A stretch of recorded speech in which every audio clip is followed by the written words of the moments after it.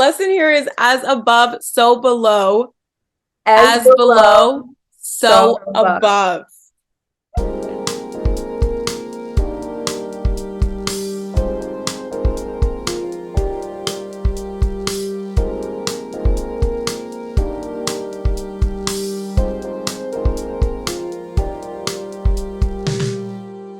Hey everybody, welcome back to our podcast, As Above. So below. I'm your co-host, Toni. I use she, her pronouns. I'm a Pisces rising, Taurus sun, Libra moon. Decided to say, all three since this is the last episode in the season. Hi everyone, I'm Silver. I'm your other co-host.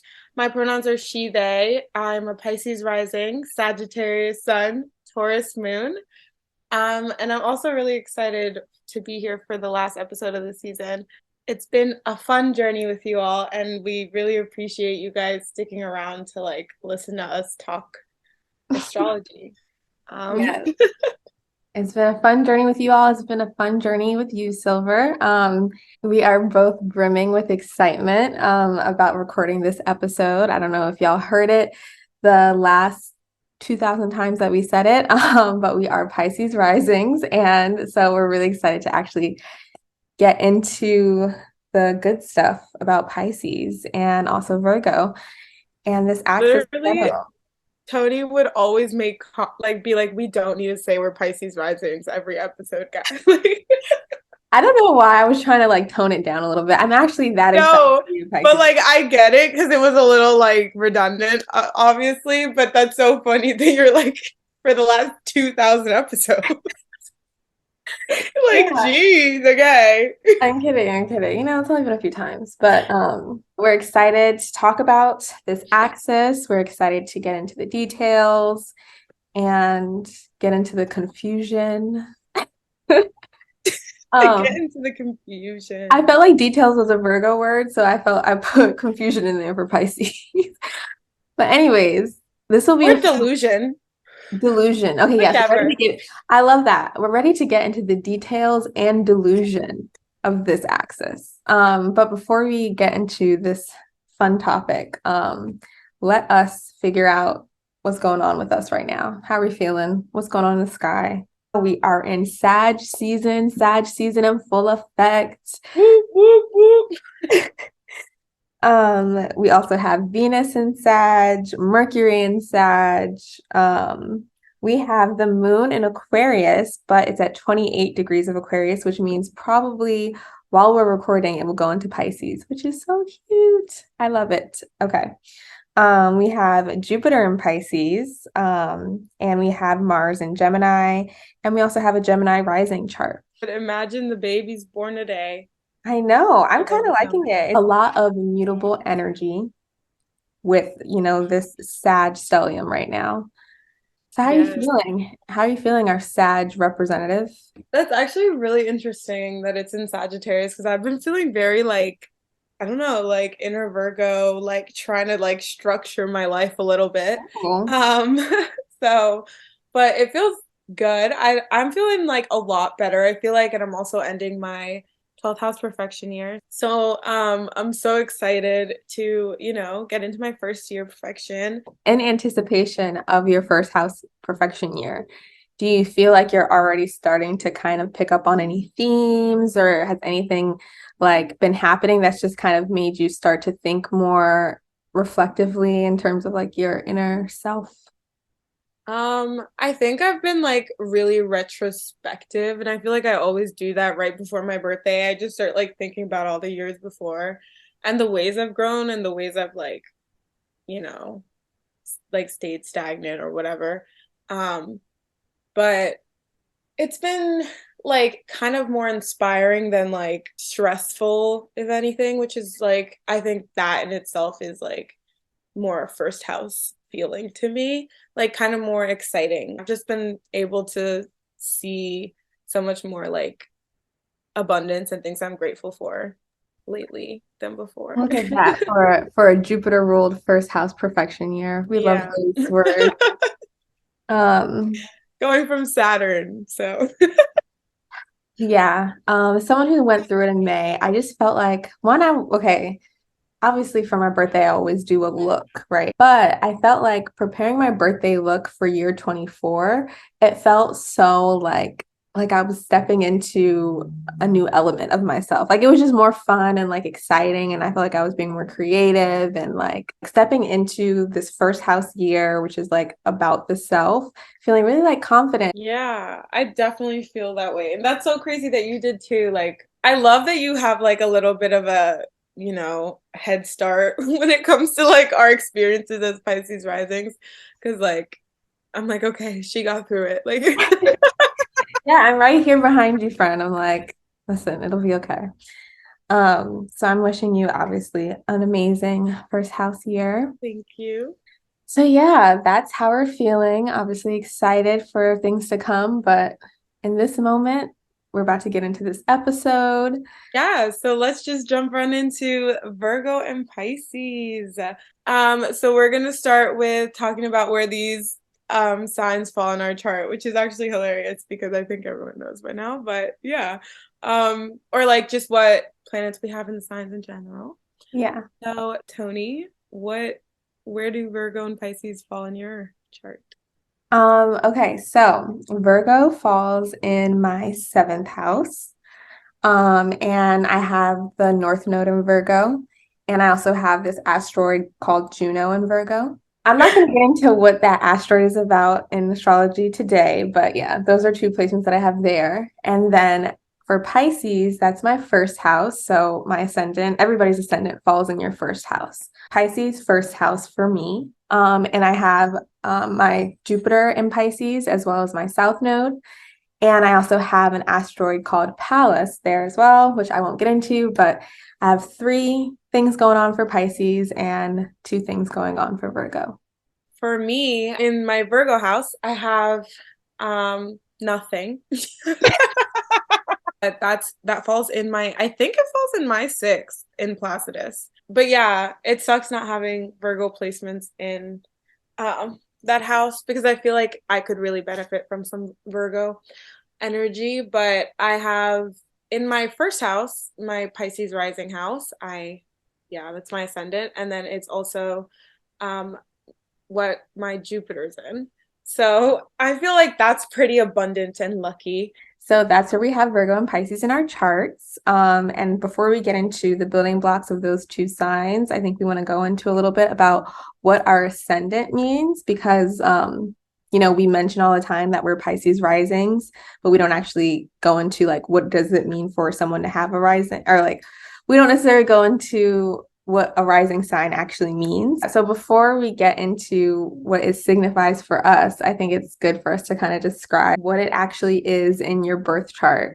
Every 2 hours or so, there's a different zodiac sign that's like passing over the eastern horizon.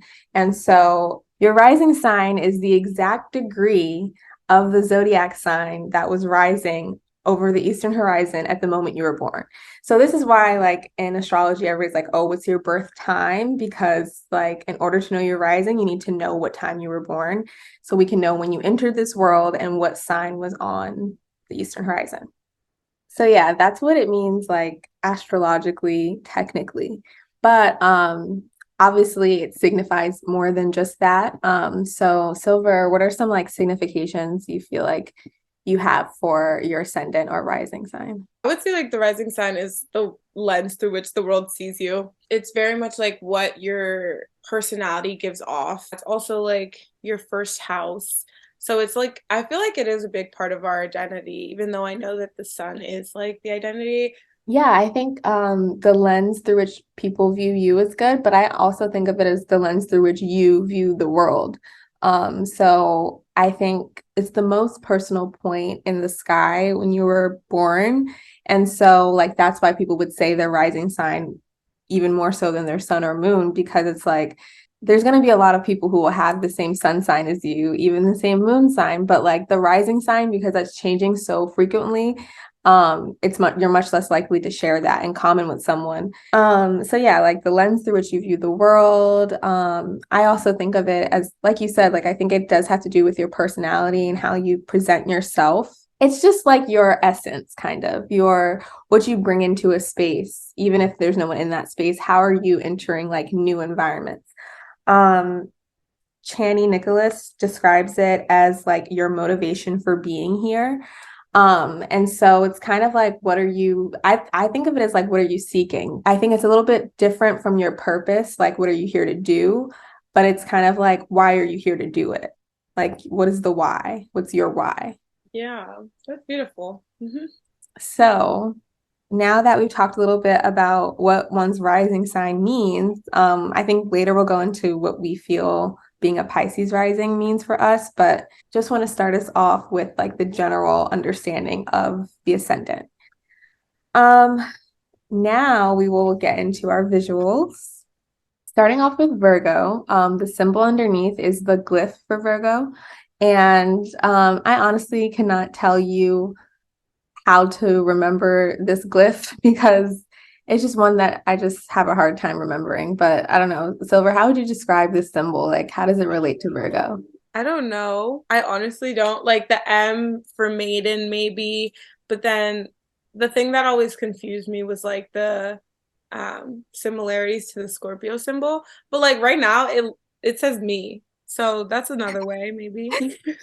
Yeah, I actually learned that like I think the Virgo and Scorpio symbol used to be the same at one point in the past, but then they ended up like branching out a little. But anyways, That's it's so weird. yeah, I it's wonder very the reasoning interesting. behind that, or if they just like couldn't think of another letter. I don't know. I don't know. But yeah, it's a cute symbol though. It's just a little complex. Virgo is an earth sign along with Taurus and Capricorn. Its modality is mutable. It is ruled by Mercury, and Jupiter is in detriment in Virgo. Mercury is also exalted in Virgo. Venus falls in Virgo, and it's a nocturnal sign. Yes, yes, beautiful Virgo. Um, so now we have Pisces. The glyph under it is the Pisces symbol. Apparently, Toni, it's supposed to be two fishes swimming away from each other, tied by a rope. Apparently.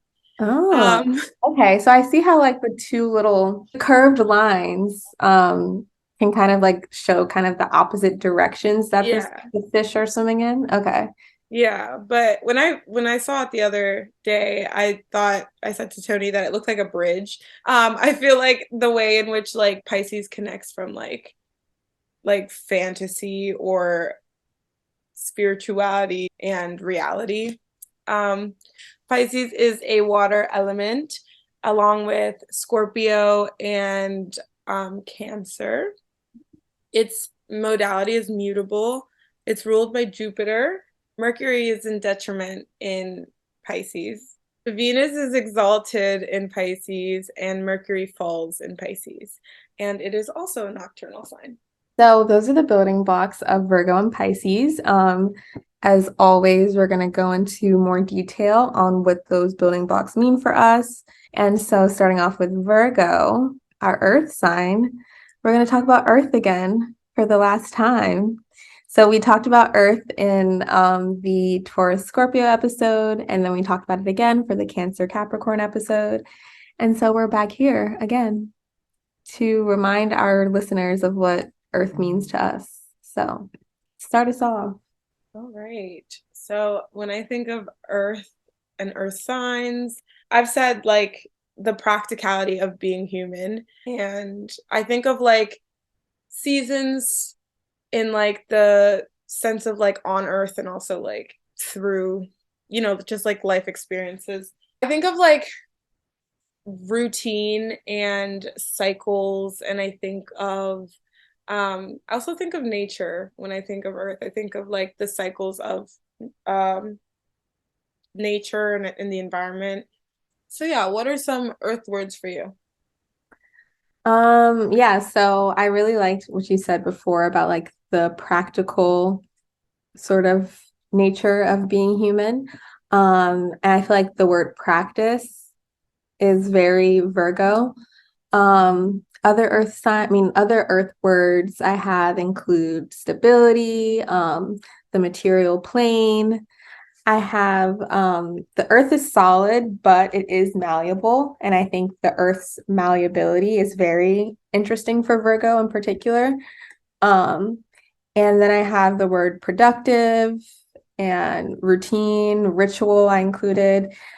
But yeah, like earth is just about like what we can do here and how we can make the most of our, experience here in this earthly realm and our earthly bodies.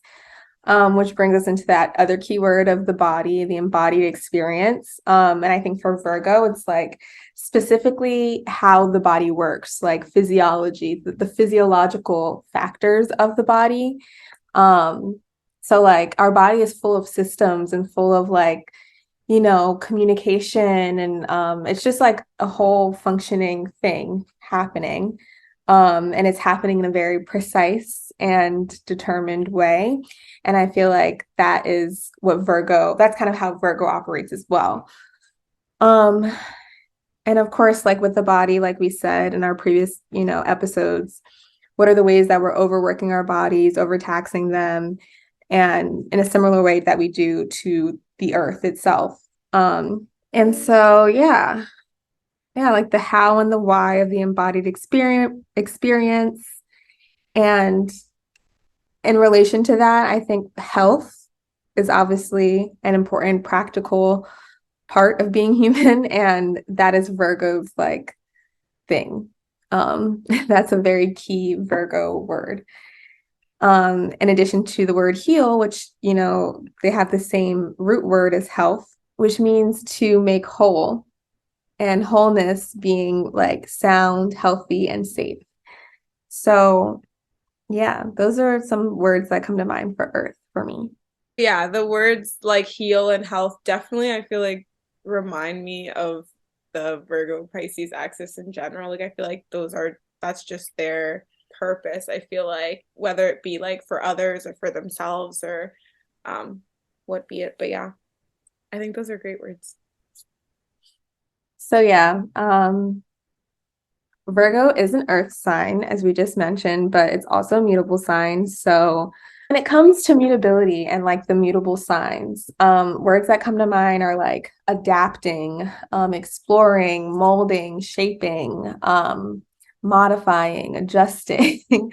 All of these things I feel like have in common this idea of like that transitional period or moving one thing from one point to another, but like you are the bridge, moving it, transitioning it over. And specifically with Virgo being a mutable earth sign. So like I said, earth is malleable, but it's solid. So when it comes to, like modifying earth or molding or shaping earth, I feel like it requires just kind of different skills than it would for like mutable air or mutable water, right? Like those things are mutability is a little bit more simple and natural for water and air. But when it comes to earth, it requires like precision, tools, skill, craftiness. You have to kind of like study it to figure out, okay, like what shape do I want to create? And like, how do I get from, point A to point B? Um, and then another mutable word I had for earth signs is alchemy. And I'm going to come back to this word a lot throughout the episode. But just to give one definition of kind of what alchemy was or like what alchemists were trying to do kind of during those early, I don't know, 9th, 10th, 11th centuries. It was about trying to transform base metals into silver or gold.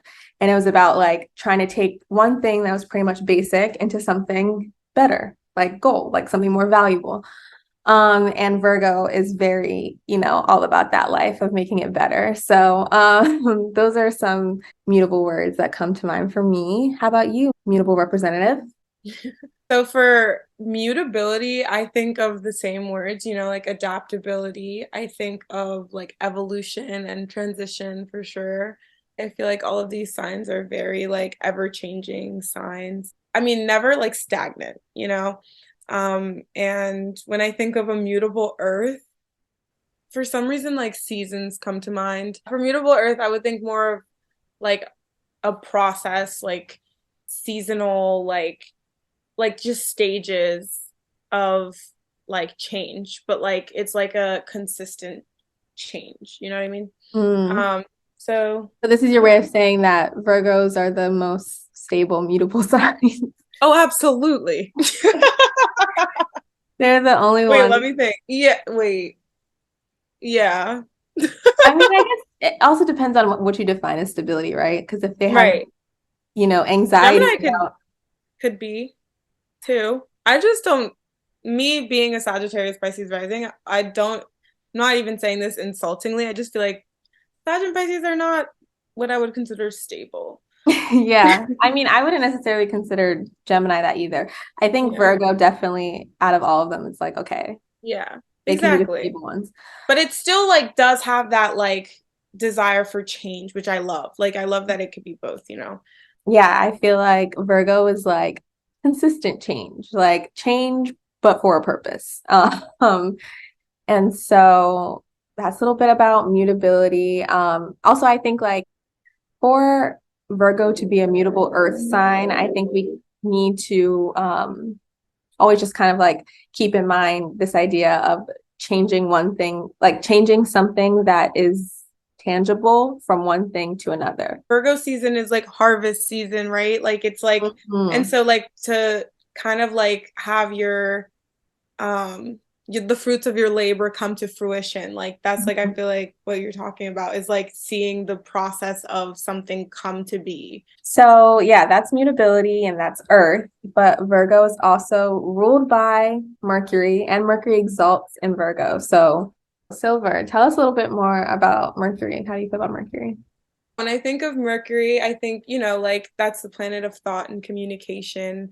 It's the planet of like details. It's like very detail oriented. It's the planet of like the small things. We think of like the intricacies. Yeah, with Mercury, I just think about how like it's such a fast-moving planet. It's literally zipping around the Earth every 88 days. And like you said, it's about those details, it's about thought and communication.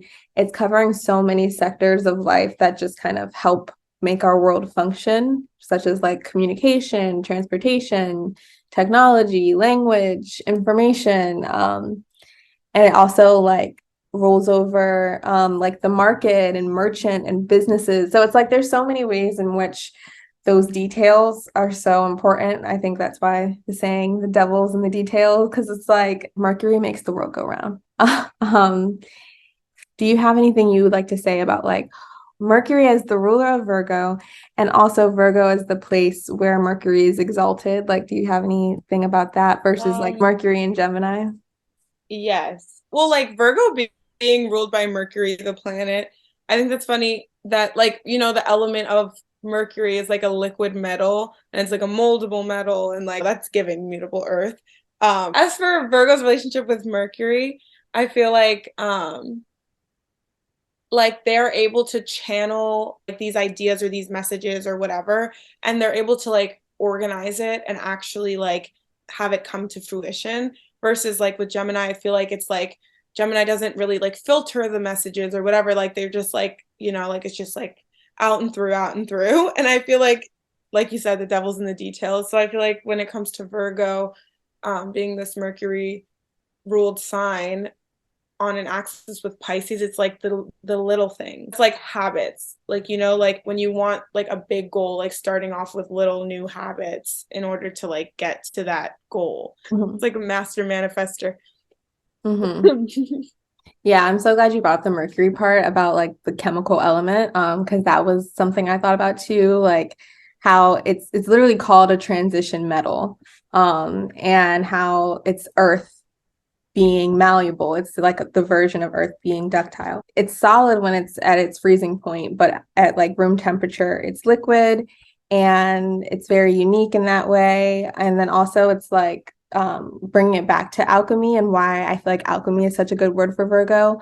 Mercury is like one of the, essential metals that alchemists used or felt like could be used to turn into silver or gold.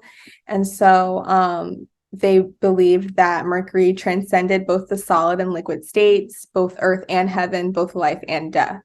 And so alchemy, like there's a sort of scientific side to it, but there's also like a spiritual side to it. And I feel like Mercury kind of bridges those gaps. And I think that's so relevant because like Mercury is represented by Hermes, which is like the Greek god, said to be the god of trade, wealth, luck, fertility, language, thieves, and travel. And it's also the son of Zeus, which I think is interesting because Zeus is Jupiter. So Mercury is like Jupiter's son. But one of the things that, Hermes was responsible for was like connecting the godly realm with like the human realm and being like a translator and a go-between between those two realms. And I think alchemy is very obviously related to that. And so, yeah, there's just a lot of ways in which the understandings of Mercury, like even kind of being related to like trade and wealth and like fertility. I feel like there's so much that Mercury can do in Virgo versus in Gemini. Like in Gemini, I think Mercury is kind of like it's trying to do all these like communicative things, but it's really only doing it on like the social realm or like the human sort of intellectual realm. And I feel like you can do a lot with that, right? But like if you bring it to the earthly realm, then I feel like Mercury has access to do a lot more in terms of like building things, creating things, moving things, like transcending things.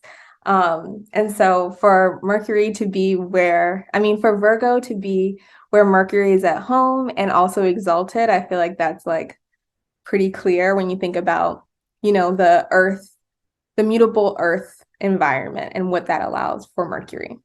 Basically, Virgo's a powerful ass bitch.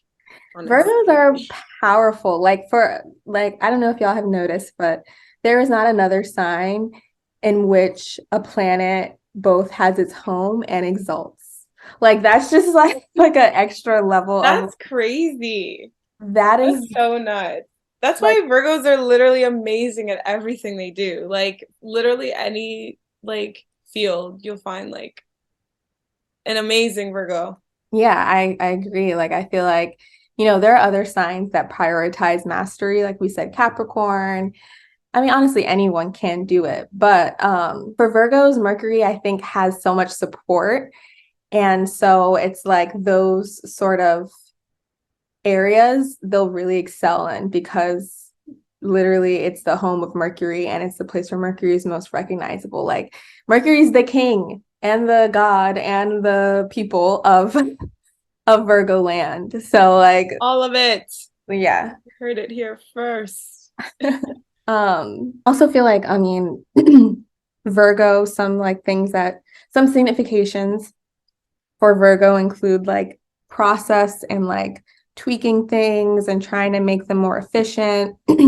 So I feel like when Mercury is in Virgo, it can think more about how do we make life on Earth better doing mercurial things, like by doing the researching and by putting things together and by breaking things apart. Like how can we make the material experience better? Yes, it's like maximizing it. I'm like comparing that in my head to Taurus for like with Venus Yeah, I think when it comes to obviously Virgo and Taurus are both earth signs. I think they both want to make things better, but their definitions of better are different, right? So for a Virgo, better means like functioning. Is this functioning? Yeah. Does this make sense from a process point of view? But it's also like, is this functioning at maximum potential? Yeah. Versus like, I feel like Taurus is like, is this comfortable enough?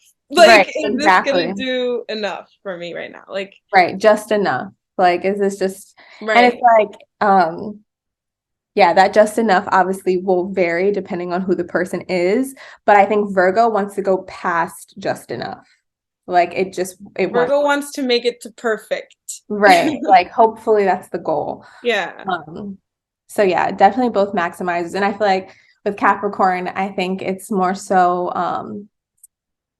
I think that Capricorns and Virgos are similarly trying to push past just enough, But I think that Capricorns have a much more, because they have such an awareness around like reality and like what's possible, they're not going to push themselves beyond what's possible. But I think Right. Virgo in some ways will, because, or like is trying to strive for something that might not actually be possible. Yeah, those are just some ways that I feel like Virgo, Capricorn, and Taurus differ.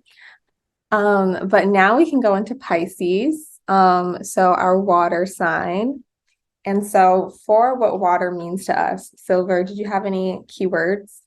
For water, I think like profound, I think intuition, I think wisdom. I think the like when I think of water, obviously like one of my first thoughts is the ocean. And I think just like how long the ocean's been here and the wisdom it's acquired and the knowledge it's acquired. But I also think of like the unknown and what we don't understand and what we like what is possible. Think of like its strength and its power. I've said this before, but I feel like the where we can like lay our emotions or like feelings of any sort, our worries, our doubts, our fears, where we can release them. It's funny because like that's what people often like do to water signs. And it's like, did the water ask for these worries and fears and doubts? Right. Did the ocean? Am I abusing the ocean? Oh, wow. Yeah. Um, yeah, I think when I think of water, the first thing that kind of comes to mind, well, not the first thing. The first thing that comes to mind is like, hydrating. But then after that, I think about connection in terms of like what it means being spiritually connected, being, I was going to say physically connected, which sounds kind of nasty, but like, yeah, that too. Um, and I also wrote mystery, just in terms of it being so largely unknown. Um, I wrote source. I don't know. I just feel like everything comes from water. I also think of like divinity and source and water as very similar words, or just meaning and signifying the same things. Um, I also wrote the word surrender, because like I think before I've brought up how like water kind of carries you from one place to the next, but you kind of have to surrender to it. You can't like really fight it, or else you'll kind of just tire yourself out. I mean, obviously, if you're trying to swim to a destination, you need to like fight it, but like it's so much more peaceful to just float in it, right? Like the experience of floating in water is much more peaceful, but it does require, allowing the water to kind of just take you wherever you're supposed to go. Um, and then I also wrote overwhelm. And I think that you brought that up before when we were talking about water in the previous episodes, but I think Pisces in overwhelm, that word is like very important for our Pisces placement. Yeah, overwhelm is a great one. I think unknown is also a great one for Pisces specifically.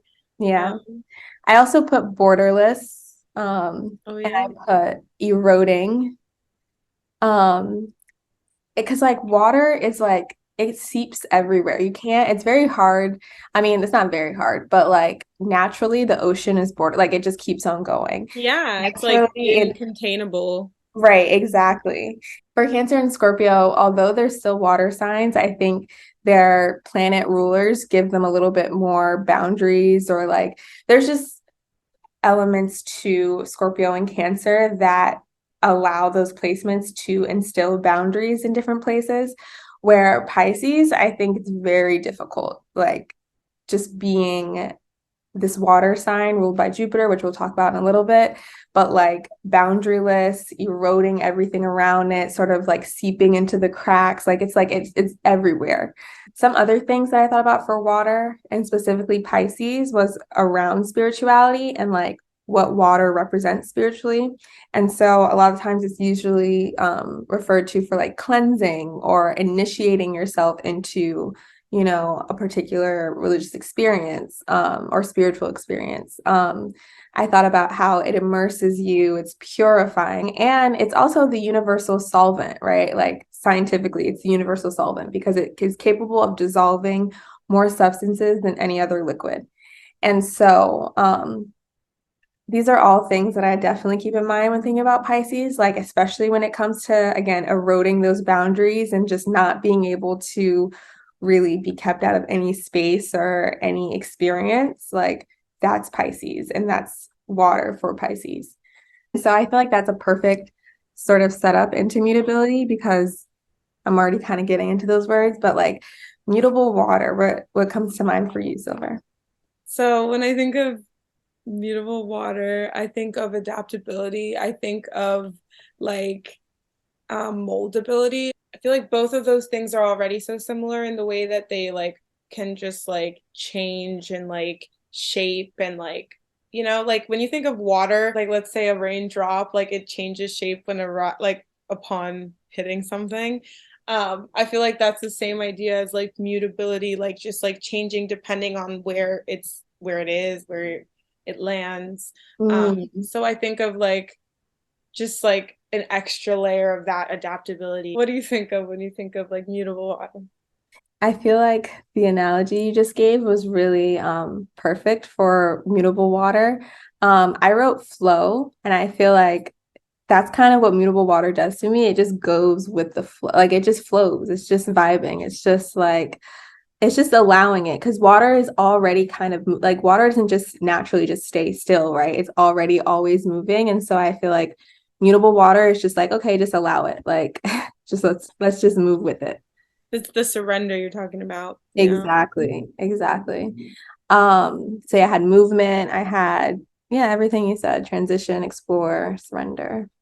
Yeah. And then I feel like adding Jupiter onto that, like a whole nother layer, is like, I don't know, like water being reflective of like also like faith, like you were talking about, even like baptisms and such. So I feel like adding a layer of like, like emotion and then faith and then Jupiter, like this planet of like, I don't know, it's just like It's of expand. faith. Jupiter is a Yeah. planet of faith. Like Jupiter is Yeah. about And I belief. feel like this, like specifically, just like water and Jupiter just exacerbate each other, and so does the mutability. Like when I think of like a Jupiter ruled water sign, I'm like, that's a like another capacity of like sorrow, of like pain, and like I mean also of like the greatest emotions ever, but it's like Yeah. it's just like, just so exacerbated. And I remember you talking about this like how you feel like Scorpio has such a deep capacity for pain. And I feel like they're similar in that sense, but all, like obviously very different because of Jupiter versus Mars. Yeah. So like I feel like that like Jupiter brings a level of also like of excitement, of faith, of like of life. So I feel like it's yeah. But Yeah. also just like it can just bring another level of intensity because like water is already pretty intense. Mhm. So, Right. Yeah. Like Jupiter is the biggest planet in our solar system. Just a reminder, it absorbs other planets or it takes what it needs and then leaves what it doesn't. But long story short, Jupiter is this planet that eats up everything. And I feel like the ocean eats up everything. Like the ocean is so massive. And so for Jupiter to be so massive, that intensity, like you said, is just like, yeah, it's a lot. otherworldly. That's why Yeah, that's the word used to describe Pisces. literally. Um, so, but as far as like what Jupiter means in astrology, it's like, again, faith, thinking beyond what's in front of you, believing, hoping, abundance, seeking more. And I think Jupiter in a water sign versus Jupiter in a fire sign in Sagittarius, I feel like, I don't know, when Jupiter is in water, it's much more concerned with like that inner exploration, which is why I think spirituality kind of comes into play because I feel like when you spend so much energy kind of exploring yourself and in being kind of really reflective and just thinking about your own existence and like what that means philosophically, I feel like you come to spirituality. Like that's kind of the answer that I think a lot of people come to. Um, yeah, spiritually introspective. I think it's less active and more go with the flow. So I feel like both Sag and Pisces, they're mutable. So they're doing a lot of different things. Um, I feel like Sag is doing a lot of different things. So they're like, I want to go and try these different things. I'm going to do this, that, and the third.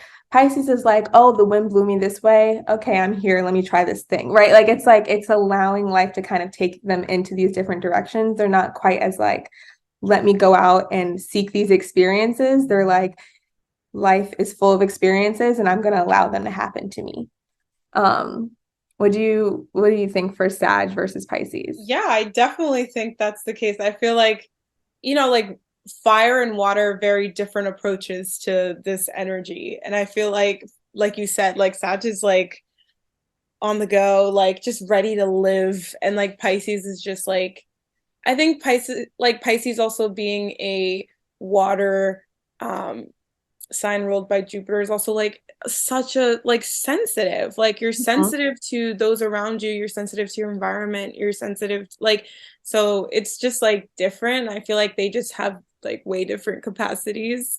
They For both are, Pisces, it's also necessary to take more time like away from that kind of environment or yeah. experience. Yeah, I feel like the busyness and the sort of the aliveness that comes along with Sagittarius is adds like a layer of draining for a Pisces. Definitely. And so Like a recovery time. yeah, they need time to recover. They're both still having like a diverse array of experiences. It's just Yeah, happening in a different way. It's not definitely necessarily at a different pace. Like, right. And I feel like it's not so much about like agency and will and those fiery words. It's more about flow and surrender and like Pisces, the wisdom that they get from Jupiter is knowing that they're bound to experience so many different iterations of life.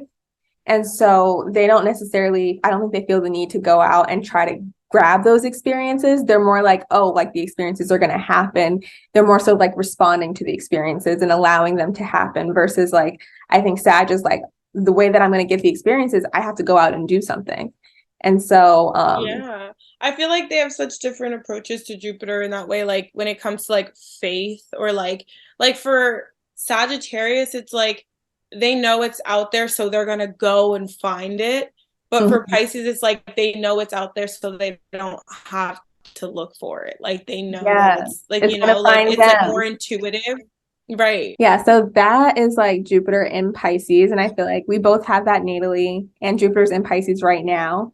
And I feel like it's very much been that, right? Like just things coming to you, like Mhm. new understanding, new outlook, new people, like just like those Yeah. moments of like miracles. But it can definitely be drowning. And honestly, I'm gonna say more overwhelming than Jupiter and Sag. I think Jupiter and Pisces, because the ocean is so vast and because it will literally immerse you, I feel like the wisdom of Jupiter and Pisces can be a lot more overwhelming and a lot more It's like, like being overwhelmed by the messages, not necessarily the wisdom. It's like also having to decipher what that means for you. And yes, like that's it's exactly. just And you like, don't know, and it's hard to know what to do with it too. I yeah. feel like Jupiter and Sag, it's like there's all this wisdom, and I think there's a little bit of a fire to do something about it. And whether they're successful or not, we'll see. But like they feel like moved by it. And I feel like Jupiter and Pisces, you'll feel like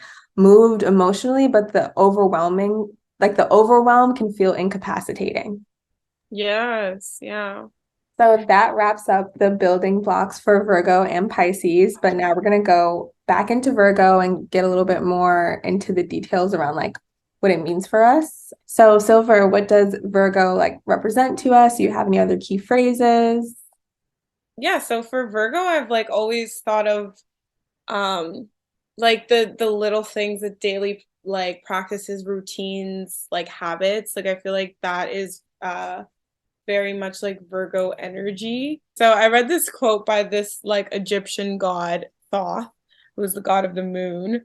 And in the emerald tablets of Thoth, he said, darkness and light are both of one nature, different only in seeming, for each arose from the sources of all.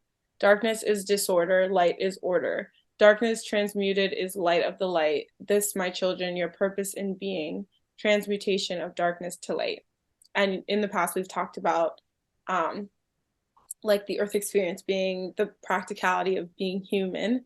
So I feel like this quote reminded me of Virgo because I feel like Virgo understands the purpose of like the human experience is to transmute darkness to light and to make the disordered ordered.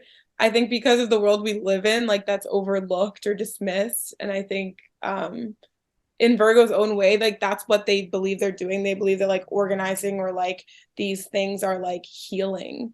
So like I feel like when I think of Virgo, I think of the healer, like this axis in general. I think of, health and healing. So yeah, that quote just reminded me of Virgo. And I feel like, when you think of the way in which they're so detail oriented, the way in which they put in like the time and the discipline and the routine to manifest what it is that they are trying to manifest, is like their way of like transmutation. And I feel like transmutation in general is a word that I would think of when I think of Virgo. Yeah, I think that the transmutation is a really good word for it. And I think that quote was really beautiful and interesting for thinking about refinement, because I think in the context of that quote, it was saying like darkness is bad, or well, not necessarily bad, but like how darkness and light are not as different as one might assume. I think Virgo is very much about refining things, refining processes, trying to make things more efficient. I also thought about the word distillation, or like the process of distillation. It's funny because I went to this distillery like 3 weeks ago, and the guy, he had to be a Virgo placement because he just like had so much knowledge that he was just sharing off rip. Like he didn't even need to look in a book or anything, but he was the owner of this distillery and he was explaining how like different rums are distilled and like things being doubles distilled versus triple distilled and like the whole process of how it works. And, I was trying to follow along, but like most of the time I was just like, my brain would just float into another direction of like, he would say like one thing and I would just start thinking about that one thing and he's moved on, but I'm still thinking about that one thing. And anyways, like the distillation process, I think is very Virgo in the sense that it's about taking, like a liquid and like vaporizing it and then condensing it and getting a more pure liquid from that condensed vapor.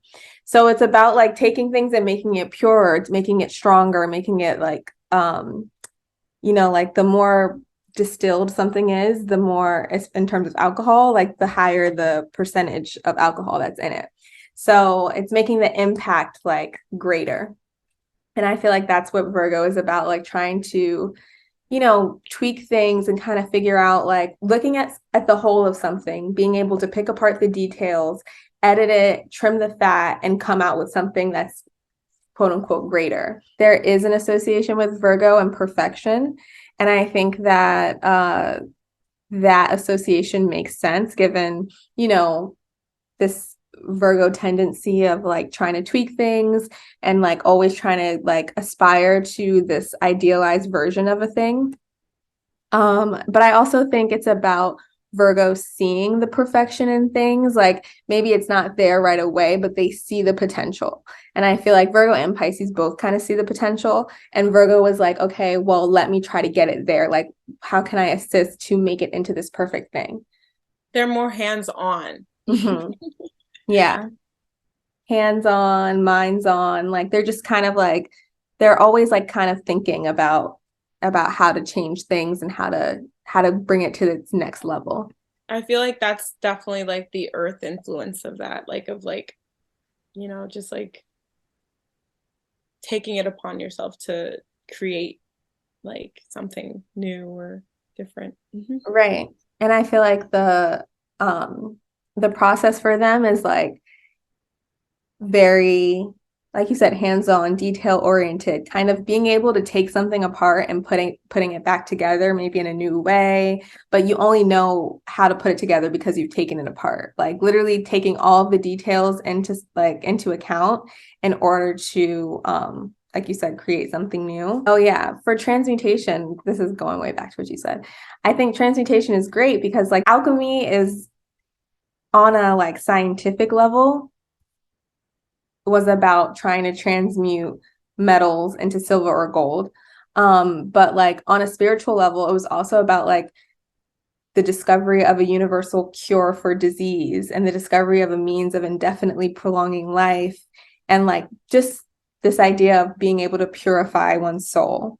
And so alchemy has like a lot of definitions, and I think it's relevant for both Virgo and Pisces. But it's like this broader sort of approach to life that is about seeing the God in like the everyday, or the God in like things that are of the earthly realm. And so, and it's funny, when I was thinking like the universal cure for disease, I was thinking about water being the universal solvent.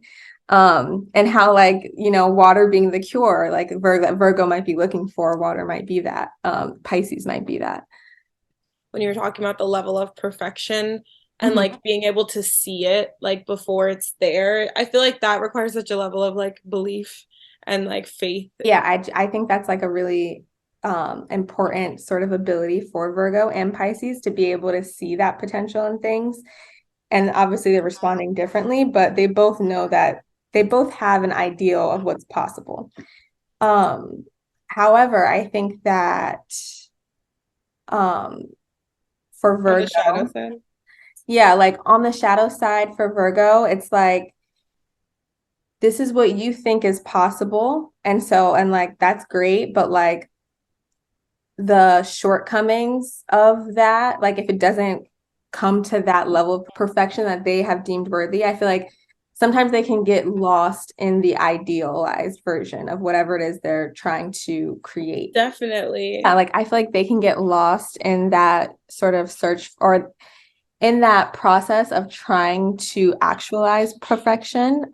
They can get lost. And I think that they're the type that will just keep on spinning and keep on spinning. And it's like at a certain point, they're really just going in circles, and they're not actually like, I think it's like once they start to lose sight of the efficiency, that's where they can get into that territory of like just needless worry, needless anxiety, and needless process, right? Like it's only a process if it's functioning. And I feel like and if it's like actually leading to results. And I feel like Virgo can keep on like adjusting and adapting and tweaking, but at a certain point, it's like, does that idealized version actually exist, right? Like it's like, is it just something that is not available in the material plane? In which case they might need to just talk to their Pisces sister sign, and so that their Pisces sister sign can tell them, oh yeah, that doesn't exist in real life. Like you can't actually, like certain things don't exist in real life. And I feel like I said before to you, Silver, I think Virgo is like, when they're seeking perfection, it's like a lot of times I think of it as also seeking God, seeking like this divine manifestation that can only really be accessed in that realm. So it's hard to do that in the physical realm. So I think Virgos can sometimes, like, obviously they can change and everything, and they're mutable. So I think that if they put their focus on the spiritual realm, they can do a lot, because it's like then some of that perfection that they're looking for might be a little bit easier to accomplish than in the physical realm and on the material plane. I feel like that's definitely true. Like I feel like Virgos seek such a level of perfection that it's literally divine. Like I feel like once they access that level of spirituality, which we'll talk about more later in the episode, but like that could, like, I don't know, open up like different ways of living for them. Yeah. Oh, for cultural references, I think in Abbott Elementary, Greg is a Virgo. Oh yeah.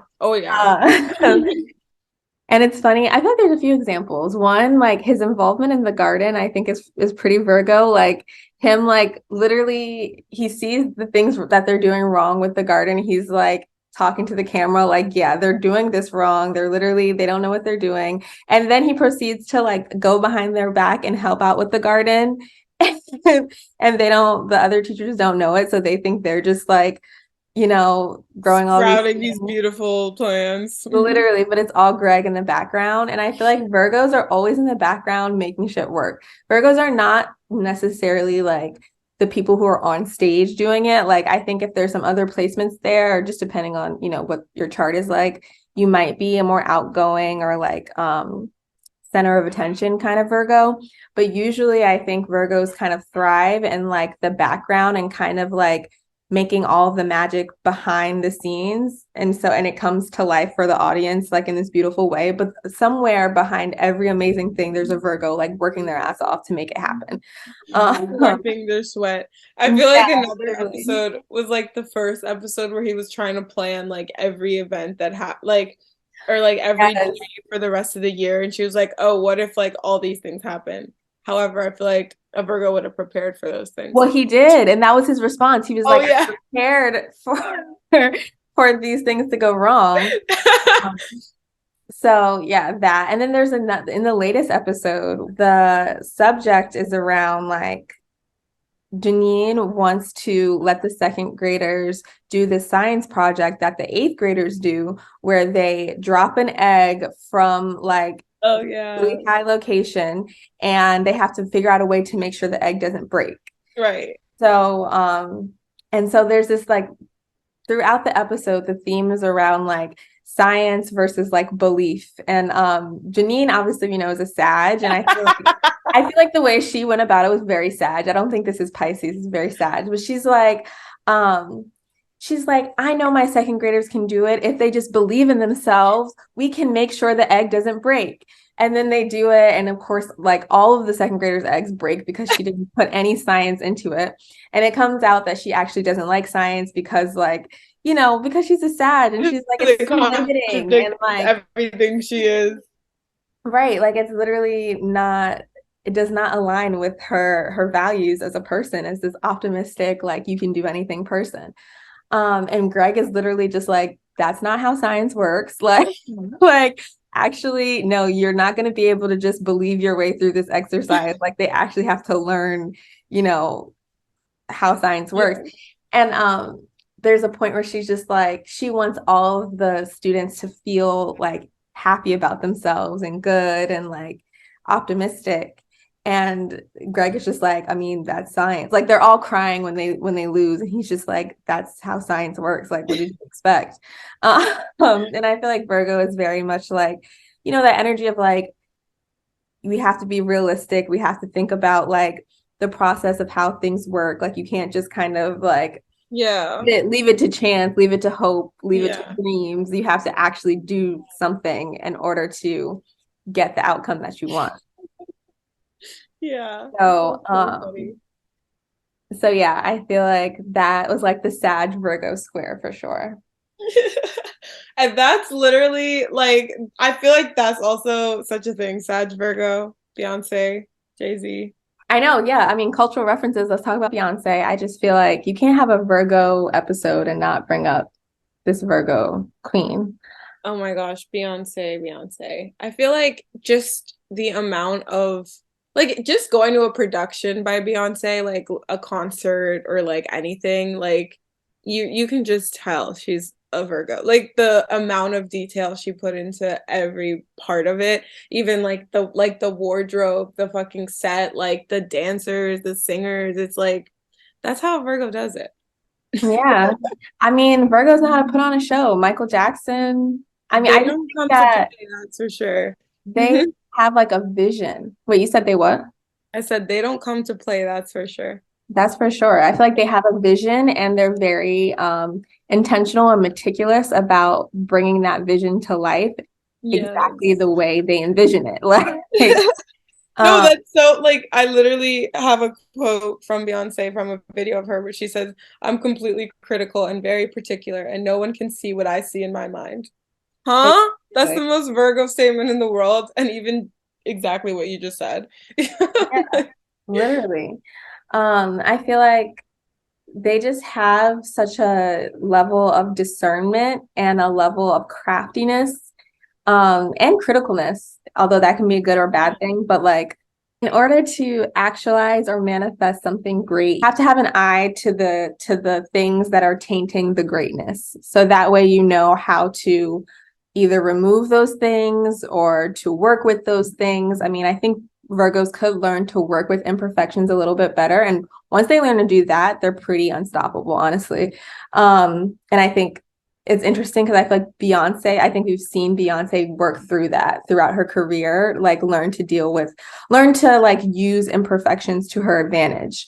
For example, a fight in an elevator, like that's the most non-structured thing to ever happen to Beyonce, but she like obviously it happened, so she has to deal with it.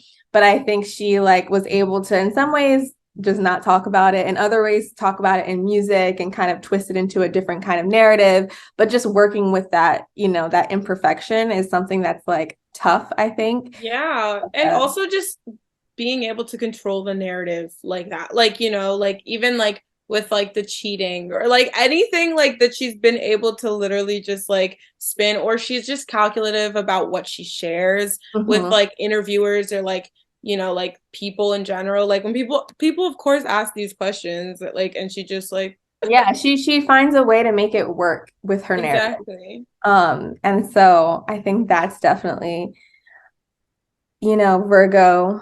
Another thing I want to bring up about Beyonce is that even in the way that she sings, I think is very Virgo. Like The perfection in pitch.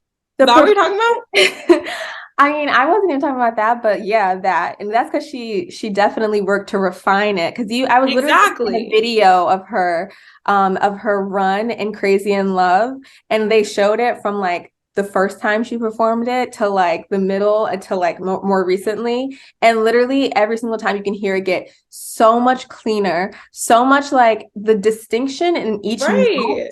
Like that's Virgo to me. Like first of all, send me that video, please. No, literally, like the distinction in each note is so impressive to the point where it's like it's a joy for me to listen to and to try to like mimic, because I can hear every single note she's hitting. Will I be able to hit it? Probably not, but like I can hear that she's not doing something like it doesn't just flow in the same way that like maybe a soul singer like just they belt it out and it just comes out however and it's beautiful.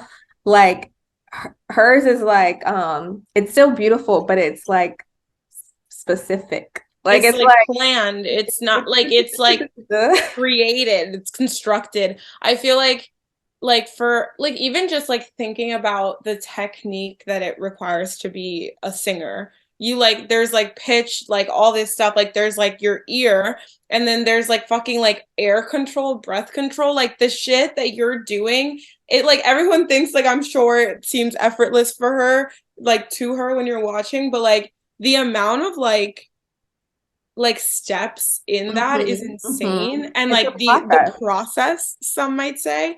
And I feel like also like just even like the more like I feel like the more you do that, the more you practice, the more like naturally it comes to you. And I feel like that's Virgo too. It's like that like everyday practice, and then like it's the everyday work. Yeah, so I think that those are just some Virgo. I mean, Beyonce, those are some of the ways in which Beyonce clearly screams Virgo to everybody.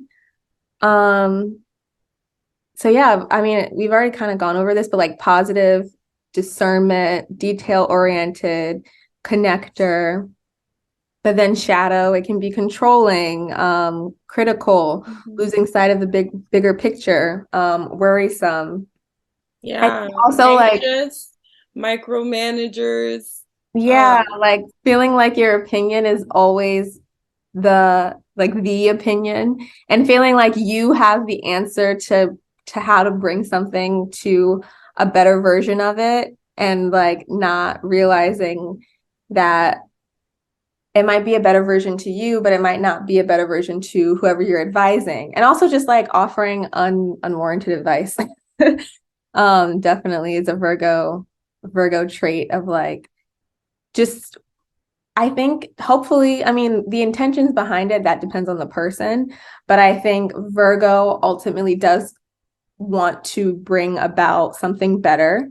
But I think it's necessary for Virgo to consider that you don't have to be involved in order for it to be better. Like it can get to where it's supposed to get to. It can get to this great finished product without your involvement. So you don't have to put yourself out there or offer up advice or offer up help. I think they can overextend themselves and try to go out of their way to be of assistance. And it can either come off as, helpful and productive, or it could come off as like rude and like undermining. And then also it could ultimately just drain them. Definitely. And I also feel like another shadow aspect for Virgo is their critical nature does not end with like the world. It's also like very much with themselves. And it's to a point where like they're striving so much towards perfection that they like can't move. Like they literally don't know. Like, and I feel like I have a lot of Virgos in my life as well. Um, and I feel like it's always such a common theme is like that, like, for the unevolved, like shadow aspect of Virgo is like the self critiques, like the self deprecation, the like because they have this expectation for perfection everywhere. I feel like they have it for themselves as well because they know that they're the only thing they can control, and it's like they're so good at something, but they are constantly striving for more. So it's like just like not being able to take in or be grateful or be proud of yourself or like, to take a second and be like, damn, like I did that. Like it was good. Right. Like, um, Right. Because but they're caught up in that pursuit. And it's yeah, like, I think the Virgo and process. Pisces can be caught up in a pursuit of something. And I think for Virgo, it's obviously like a more process oriented pursuit. Like, I needed to do this so I can get to this, so I can get to this. And Yeah. like trying to, perfect your craft. But if in the midst of that pursuit, you start to lose sight of like your wins or your accomplishments or where like what you have achieved, then it's like you don't ever take, like you said, you just don't ever take time to give yourself a pat on the back because you're still trying to get to that perfection. One thing we also didn't talk about was like the service element of Virgo and this I guess like characteristic of being of service to others, being of service to a project, being of service. Usually it's not really of service to themselves. It's more so like, what other thing am I serving? I also associate Virgo with like devotion, and not like the kind of devotion like where you're just like, praise whoever, praise the Lord, whatever. More like devotion as an action. Like, what are you actually doing to show your devotion to Yeah. whatever holy thing you're worshiping? Like Um, devotion as a practice. exactly. I feel like practice is such a good word for that. Okay. Yeah.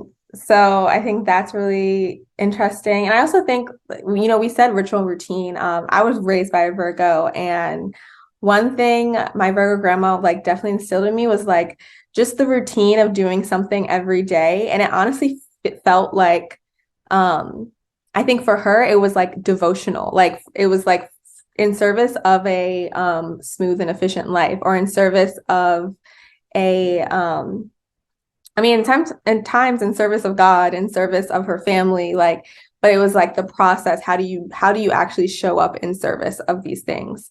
And so like one thing I started doing, like I didn't used to do this as often, but she would like make her bed like every day. And her mom used to work at a hotel. And so her mom like showed her the proper way to make a bed that's like, hotel status bed. um, and Like like, tucked in, like under yeah, it's the like mattress. literally like perfect. Can't get into bed type shit. Literally that. So, and like she showed me, and I remember she was like so excited to show me how to like, this is how you properly make a bed. And I've like started doing that more like consistently, basically like every day. And I don't think I get the same satisfaction that my Virgo grandma did from making the bed, but it definitely feels so like ritualistic. And it feels one like a way for me to be closer with my grandma, but also a way of like just cleaning and organizing, and how like that can be, like metaphorical for your own sort of mental clarity and spiritual clarity. It's so much easier for me to do spiritual devotional practices when my physical realm is like clean or organized and not like scattered. And so I think cleaning and cleansing is important for Virgo and Pisces in different ways. But I think for Virgo, it's like, how can you declutter in order to, like, how can you declutter your physical environment in order to declutter your mental environment as well? Yes, there's literally like studies about that and like the effects of like, an organized room and like on your mental health and stuff. I Yeah. definitely think it makes all the difference. And like even just like cleansing like with like agua florida, so like Florida water, if you've heard of that, Oh, okay. or like sage or like whatever what you use culturally. I feel like you can't really do that until your room's like clean, like until Exactly. And I feel like saging the room and that kind of stuff, or burning incense, like that's more of a Piscean to me thing yeah, of like, yeah. depending on like, I guess because it's a spiritual practice, but it's still Virgo to me But too. it's ritualistic in the way that Right. It's still ritualistic and all that kind of stuff. I guess the act of saging, it might be Virgo, but like where it brings you to, that's Pisces, right? yeah. So like that moment of oneness or clarity or whatever you're trying to achieve. Um, that's like the Pisces experience. So And they're yeah, both necessary. they are. They definitely both feed off each other a lot, I think. Yeah. So that's Virgo. I'm sure we would love to spend even more time on Virgo, but we have to move into Pisces so we can give our beautiful watery babies some love. Um, yeah, key phrases for Pisces, or like, what does Pisces represent to us? How do you feel about Pisces? Yes. When I think of Pisces, I think of intuition, I think of emotions, I think of like spirituality, and like, like thinking of like the symbol for Pisces being the two fish swimming in opposite directions. That for me is so representative of like the spiritual, like Pisces navigating the spiritual realm and the like physical realm. And I think that's like often what comes to mind when I think of Pisces. I think like head in the clouds, but like feet on the ground. And like it's interesting because I was reading about like Greek mythology, but like it was like about Hermes and stuff because I was reading about Virgo. But then I came across like these like creatures.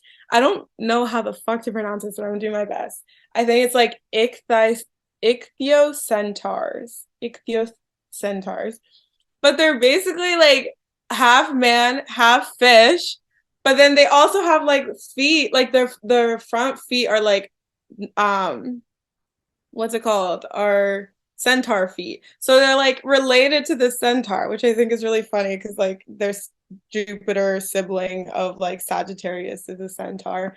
Um, but like yeah, as I was reading about it, it was like really interesting because I feel like that is the nature of a Pisces. Like that's what it like is to me. And they had like really sparkling eyes apparently. And Pisces are known for their eyes. And they were like known to be very peaceful and like homebodies, and they could communicate with like any and all like creatures or beings, which I feel like is also Pisces. Like I feel like similarly, like Pisces in any environment can really like understand another person, not just like within conversation, but also like just like even by reading the room because of that like water energy. I feel like they are so much more sensitive to emotions and the way that they can sense their environment in a similar way to this like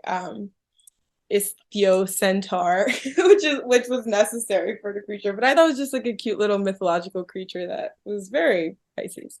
Mhm. I think Yeah, and for Pisces to be a sign ruled by Jupiter, we talked about this. I feel like that's like an exacerbated amount or capacity for like empathy and intuition and all the water stuff. I also think that Pisces are healers in a more emotional capacity. Like we talked about, like Virgos being like the physical healers or the physical like fixers or like the hands-on approach. I feel like for Pisces, it's way more of like an emotional and mental healing, or like that's, you know, their goal, whether it be for themselves or like their loved ones or what have you. But like healing for them is like important, and it's just like natural in the same way that it is for Virgo. Yeah, I think that when you bring up like Pisces sensitivity, I just think about like, yes, they're a water sign, but I think also the lack of boundaries can make one very sensitive. They're kind of like vulnerable to their environment in some way. And I feel like, again, vulnerable can mean a good thing or it can mean a bad thing, right? So that openness allows an insane amount of like empathy and an insane amount of connection and compassion. But then it can also allow for like, you know, bad things to happen too, right? So it can create this sort of naive sometimes approach to different environments because they're not always, depending on where their other placements are, they might not always be super conscious of like, oh, I need to actually create a boundary of separation between me and my environment or me and this other person. So I think Pisces can definitely tend to like merge or just kind of like just feel this connection to people and not always be quite as discerning, which Virgo, I think, can obviously help with. But for Pisces, I was like thinking about, you know, my experience as a Pisces rising and Jupiter in Pisces. And I think it kind of boils down to this intimate and innate knowing of the more than human experience. Like Pisces knows that we are more than human, that we're all glimmers of the divine, like we're all like miracles of divine orchestration, right? Of oneness. And I think that's where like that connection piece comes in for Pisces, because like they see other people and they feel like they're seeing a part of them. They feel like they're seeing that reminder in both, like I think it's in nature and people and relationships and anything. They're always kind of, they have this understanding of like, oh, we're all one, we're all divine, we're all pieces of each other. And so it's like when you talk about boundaries for a Pisces, it's like, why would I need to have like we're all one anyways? Like boundaries don't even really exist. Like that's just in the material realm, but divinely we're all together. So like why separate ourselves? And so I think that's the struggle for Pisces. I feel like Pisces views like the body as just like a shell kind of. And I remember there was this quote from Sam Reynolds. He's an astrologer. And I think he said it on an episode of the Astrology podcast. And he said Pisces is like feeling both exhilarated and challenged by embodiment and seeking more. So I think for Pisces, like embodiment is kind of like, it's a thing. And Pisces needs to remember that, like, on this earthly realm, we're embodied and we need to tend to that. But I feel like they also feel limited by it because, again, Pisces is like, but we're more than human. So why do I have to restrict myself to this embodied experience when I can have all these other experiences? And so there's like this struggle between feeling like, oh, this embodied experiencing, I mean, this embodied experiment, this embodied Period. You said what you meant. Embodied experiment. It's not real. really, it's not real. Okay, true. This embodied experience and this embodied experiment is limiting because it's like it's not real and it kind of pales in comparison to the divine, I think, the embodied It's experience. not really what like we're about, like what our souls are about, I feel like. Right. But It's it so is. human. Yeah, yeah. I feel like it's like I think Pisces can tend to de-emphasize the embodied experience. And I think when we get into the axis, we can talk a little bit more about why both the embodied experience and the more than human is important. But I think for Pisces, it's like, why would I spend time focusing on the human realm when I am literally a piece of the divine and I'm interacting with pieces of the divine all the time. Like, what is the point of trying to master humanness, right? The embodied experience can feel disappointing. But at the same time, there's moments of the embodied experience that I think Pisces realizes that are like, oh, like this is actually the divine happening. It's just through this embodied experience. And so it's like, it can be exhilarating at the same time that it's challenging. It can be like, oh, this is actually what I need as a reminder of the divine. So I think spirituality for many Pisces is important. Whether it shows up in this specific language, that depends. But I think there is a need to not be so in your body all the time for Pisces. Like there's a need to kind of explore, whether it's like, imagining different environments or, watching things that allow you to get out of your everyday life.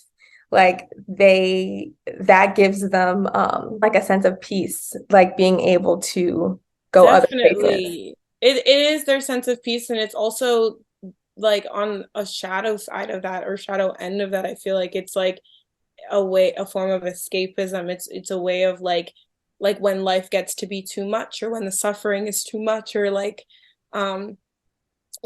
being a human gets, because like human life is, we have our ups and downs. And so I feel like when it gets to be too much, they like use these things as a form of escape, like whether it be like fantasies or dreams or sleep or like drugs or just like anything that's like a form of escape for them is like necessary sometimes. So I feel like that's why they get this rep as like escapists. And it's a similar thing to Sag. I feel like Sag is more like physically gone. Pisces is more like, I'm not in my body right now. Like, oh yeah, I just floated away. Yeah, no, I think you're definitely right. And it can get into that territory of just like not dealing with embodiment and acting like it's not a thing. And I think Virgo is like, hello, we have a body, we have to keep it healthy. And that's not to say, I mean, any sign can obviously have these escapist tendencies, but I think for like they'll escape in other things. Like a Virgo might escape in the details of things. So they can still be avoiding, Yeah, I definitely do think that they both use different methods to like cope with life. I do think Virgo has I think that's underrated. Virgo's escapism through their work or through their practice or whatever it is that they're doing at the moment. I mean, like you said, I feel like all the signs can be. Yeah, but with that axis, and yeah, they can escape in the details, and Pisces can escape in another realm of their own imagination. Um, but what an imagination! I mean, come on. Like I just feel like Who wouldn't? Who wouldn't with that imagination? I'm just saying, I just feel like when you are, this imagination sorcerer, like Pisces, I feel like you can really, come up with very creative things. And I think Right. When you have the creative mind of a genius, where else would you go? right, like when you're literally building worlds in your imagination. And Of I mean, course. and I'm using imagination, but like every time I say that, the Pisces rising in me is just like, hold on, that's not Yeah, imagination. exactly. That's just real. Because let's talk about that part. Let's talk about the fact that I feel like also Pisces have this ability to like receive, like they just know shit, or like they just have this like, I don't know what, like where it comes from, or if they like their ability it comes from source. Yeah. From the And their divine link to source, like literally. as a fucking like 1 foot in, 1 foot out type person. Yeah. I mean, I feel like that's why it's hard, I think, for Pisces to tend to the body. Like, how do I do this embodiment thing when there's so much more inside of me? There's so much more inside of all of us. Yeah. And that also like I feel like goes with like the whole like acquiring all the lessons from the signs before you, like getting like knowing all of this stuff and just knowing that like this realm is like just that. and like just like wanting like I feel like that's where their wisdom comes from too. And a lot of the time, like Pisces, like you won't take them serious, like whatever, like they're just like little clown like babies in the corner. But like at the same time, like if you ever like sit down with one and you genuinely have shit to talk about, like they got you and they will give you like the greatest advice and like the most wise like experience to like share with you. So it's like they're just so like multi-dimensional, those ones. Yeah, for sure. Um, that also brings me into another topic around Pisces, and I think we kind of touched on this with like their susceptibility to their environment, and how like Pisces, I think as a water sign, I already said connection, spiritual connection, but I think our emotions and our emotional sort of capacity to like both have them and express them is something that connects us all as human beings, right? Like emotions are about connecting to one another, right? You share in laughter, or if you're crying, you let someone know to comfort you. So it's about a shared experience. And I think just the shared experience of being a human, I think Pisces is very aware of. Um, Maybe not so much the shared experience of embodiment, although I think they realize like the emotional experience of embodiment, and they realize that other people are having, similarly beautiful and also sometimes tragic experiences of embodiment. And so I think all of this, connection and the lack of boundaries and the empathy and the sensitivity that, Pisces experiences can lead them to this path of martyrdom, to this path of sacrificing oneself.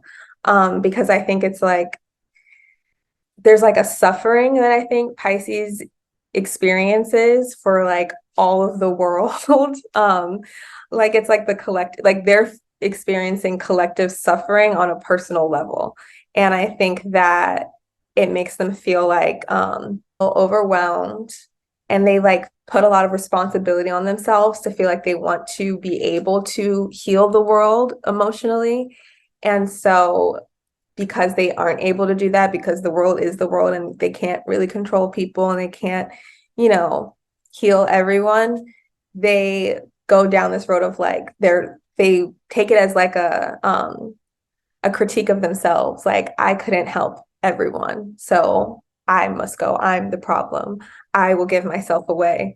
And like not realizing that like you are also part of the whole too. So you can't like being self-sacrificial is not the solution to all of the world's problems, Like nobody asked you to take everything on. However, I get it and I know that it like it's a natural like I think it's something that needs to be unlearned for them.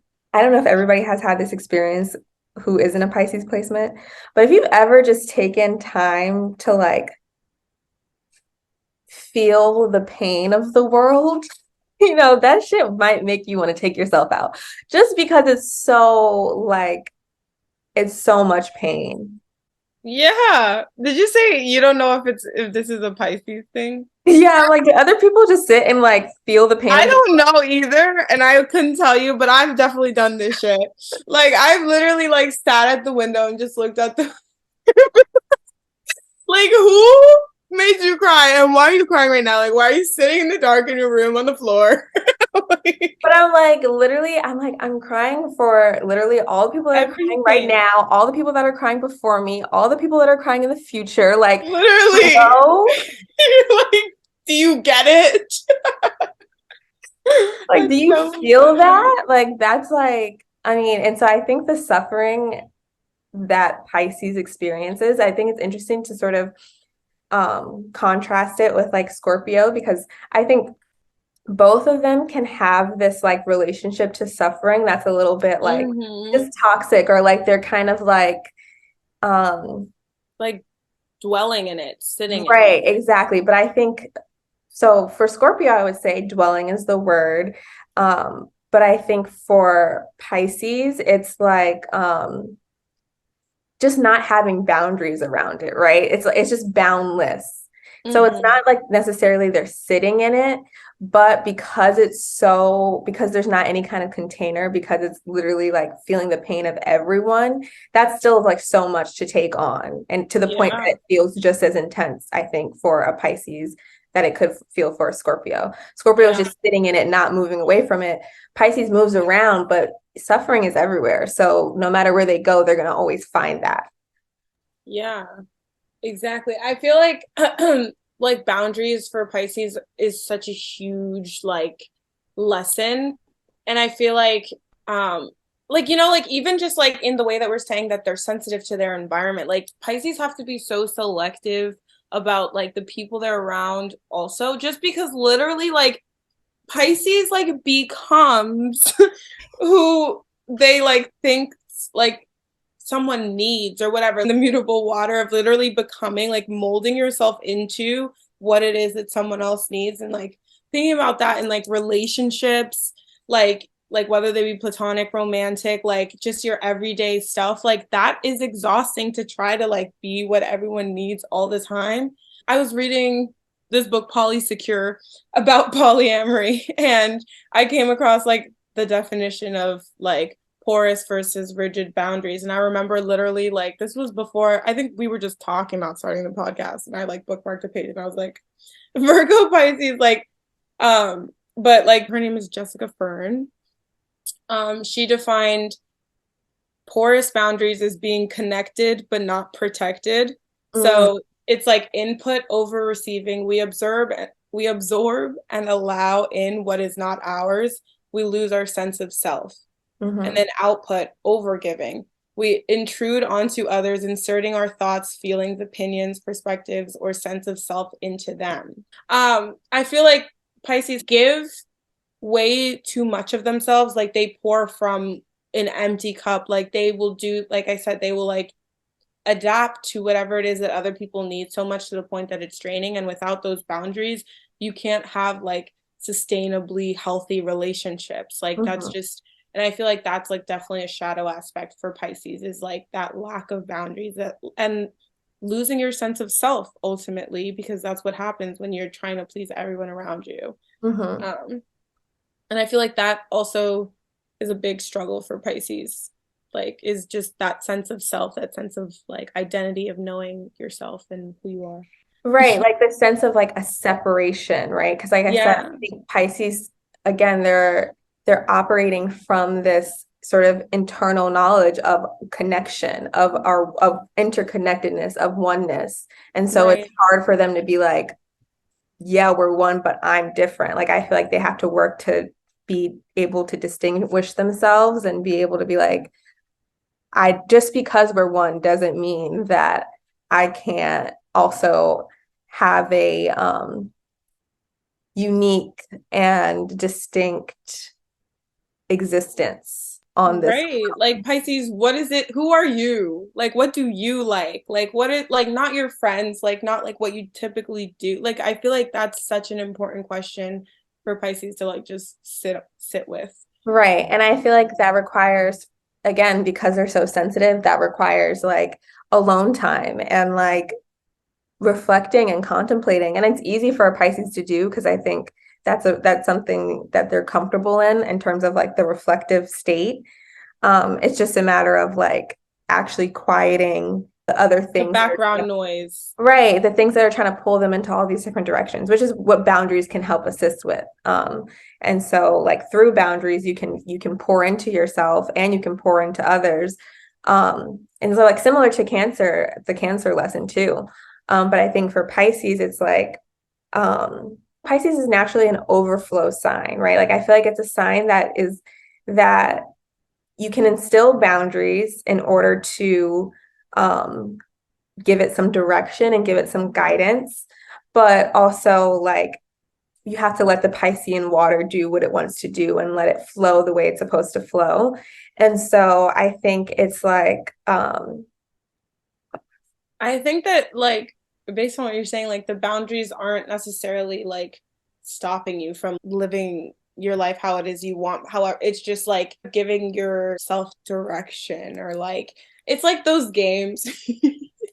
You know those games, they're like there's like a water like going down and you start like putting down like blocks to like change the direction of the water. I feel like that's necessary in order to keep like Pisces moving forward. Yeah. Right. I think for Pisces, it's like it's important to continue to have really like diverse emotional experiences and to be like shaped by the world and to shape the world. Like literally that was like one of my Pisces rising sort of realizations, and I think a characteristic is like I've always just wanted to be shaped and shape the world. Like that's just, and I literally used to say that even when I was younger. Um, and I feel like it's like there is a need to allow and surrender to the waters of the vast ocean. At the same time, though, it's like by putting up some of those borders or those blocks to kind of guide you down the path, you can experience a lot more and a lot more fully because it's like you're not so scattered, you know? Yes, definitely. Like I feel like for Pisces, because it's a Jupiter ruled sign, it's so big picture, but sometimes you need that like direction. I think that the Pisces also does like want like have this need for a sense of purpose. And like that I feel like is the best way for them to achieve this, like is through boundaries, is through like learning themselves and getting to know themselves um outside of everyone else in the world. Yeah. Boundaries, boundaries, boundaries. Also, I think one thing that came up when I was talking to my brother about like Pisces characteristics or keywords, one thing he brought up was like the power in emotions, and how that's not typically viewed as like something that is like powerful and a strength. It's more so viewed as like a weakness or like something that just makes you more just more susceptible. And I think while we have talked about the susceptibility of Pisces, we should also talk about like the emotional intelligence, the emotional, I don't know, bravery. Like I feel like Scorpio is brave too, obviously being a Mars ruled sign, but I just feel like Pisces, like being like all of the ocean, like that can be like a huge force. Like I feel like tsunami types shit if they're upset, or like, you know, in terms of their empathy can be as strong as that, right? So like don't count out, you know, what a Pisces is capable of, because Pisces is often viewed as a more submissive or just like a more just quieter or not always, you know, trying to be as like bold and in your face type of sign. They're a little bit more like in the clouds type of sign. People might underestimate their ability to like really come to that other level of like scariness. Yeah, I feel like also for Pisces, um, a lot of their gifts, like their intuition and their creativity is definitely rooted in that like emotional abundance, like of like that like capacity to hold all that they do. Like I feel like so much of the magic that they create is like because of the capacity of emotions. And we didn't even talk about this, but like Venus exalts in Pisces and Jupiter is at home in Pisces. So Pisces is the only place where both benefics are doing great. And Mercury is doing extra bad in Pisces, right? Like it's in detriment and it's in fall. Like how you in detriment and in fall at the same time, I don't even know. But to me, that kind of goes back to the fact that like Jupiter and Venus, those are both planets of like abundance, love, connection, pleasantries. And I think that relates back to Pisces being that, you know, that sign that everyone can kind of, a lot of the times people would get along with, or they're able to feel close to or connected to. But then also Mercury having such a hard time in Pisces, it's like it's really hard to articulate Pisces. Like it's to the point where it's like if it comes out in words, it'll either be really beautiful words or it'll just be bleh. Like it won't be actual words. But in music, it's like the best, like that's kind of like the go-between for like making it make sense to the everyday common folk. Definitely. Definitely. And I feel like music and poetry is such a natural way for Pisces to channel their emotions and like to even articulate them or to even like what they're going through and also just like for so many things. And I don't know if I'm just speaking from experience. And I know, Toni, that you have this amazing relationship with music too. But I feel like the way in which music is able to like express some things that I like maybe don't even understand about myself is like so crazy to me. And I'm like, I like sit there and I wonder if like everyone feels that way or like if it's like very much like a Pisces thing for them, or even like for musicians that are like that create like this music and use this as a way to like get this stuff out of them or like as an outlet. Mm-hmm. Like the power that must like how powerful that must be for them. Yeah. So that's a little bit more about Pisces. Now I think we want to move into the Virgo-Pisces axis and talk a little bit more about how do they relate to one another? What are some phrases that describe this axis? And yeah. Like I feel like we've talked about this, throughout the whole thing, but manifestation versus like fruition. Pisces is manifestation, Virgo is fruition. I feel like it's an axis of the mind, body, and the soul. It's the axis of healing. It's an axis of the small habits and like the dreams or like the big picture. I said like perfection requires faith and faith requires practice. And I feel like that in itself like encapsulates like the axis to me. Mm-hmm. Mm-hmm. I like that. Can you tell me a little bit more about manifestation versus fruition?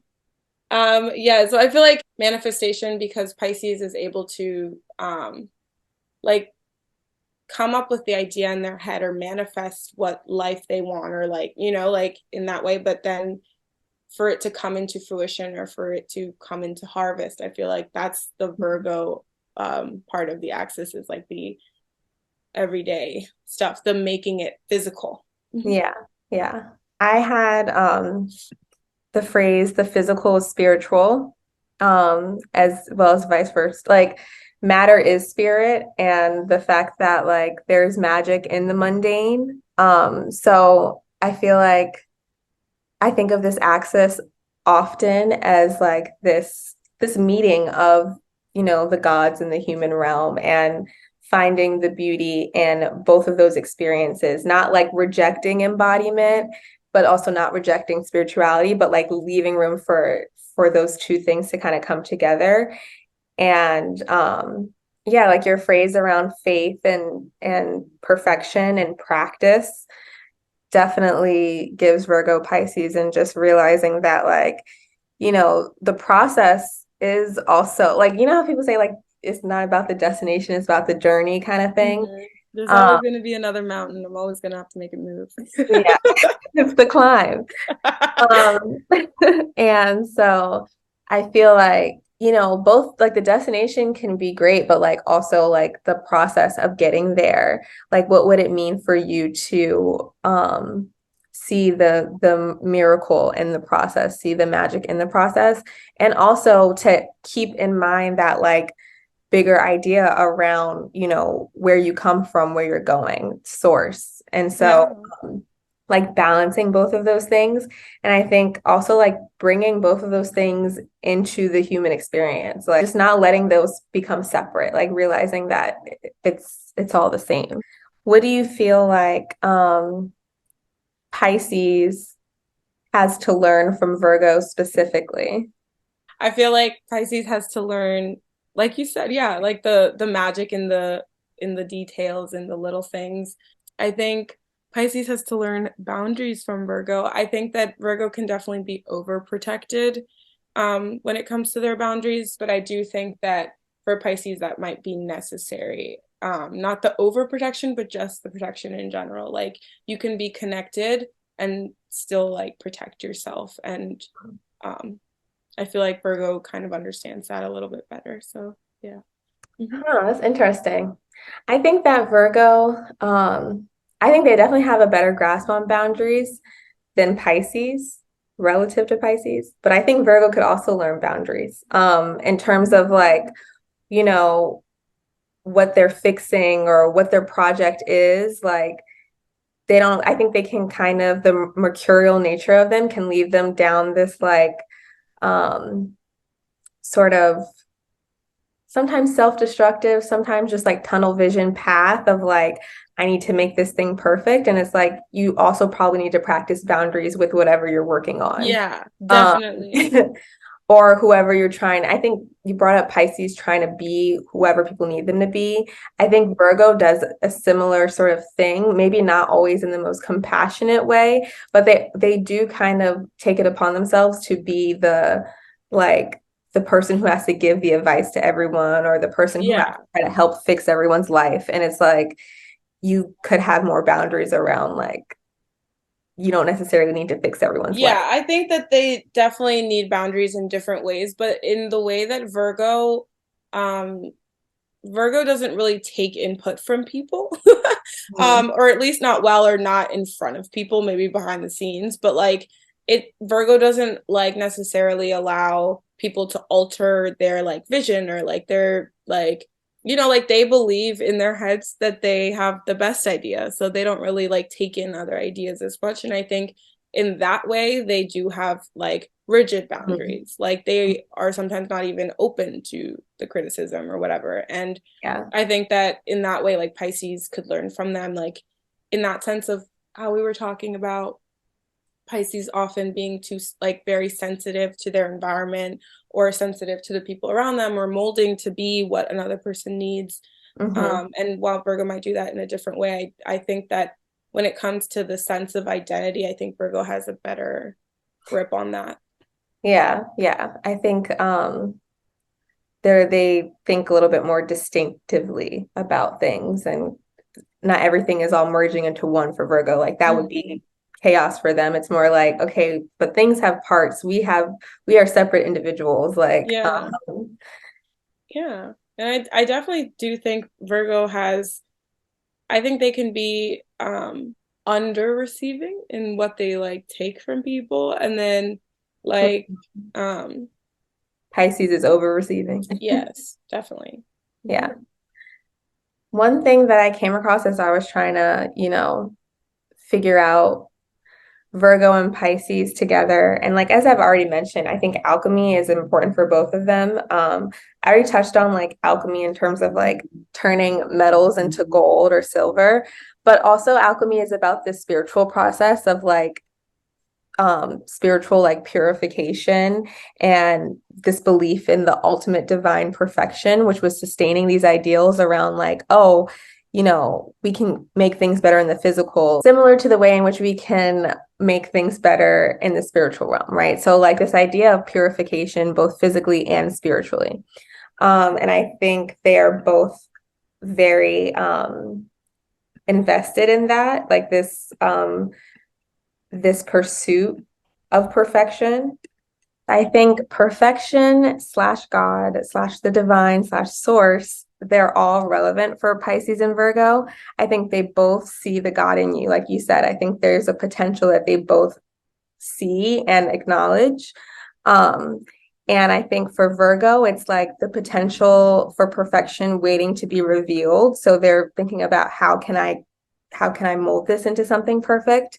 And I think for Pisces, it's the perfection that is already inherent. And so it's like, how can I show compassion, even if you're not, at your best, even if you're not at your most perfect level now, I see that you are from perfection. You're derived from perfection, just like me. So let me show you compassion and generosity and empathy so that I can better connect with you and you can see that perfection in yourself.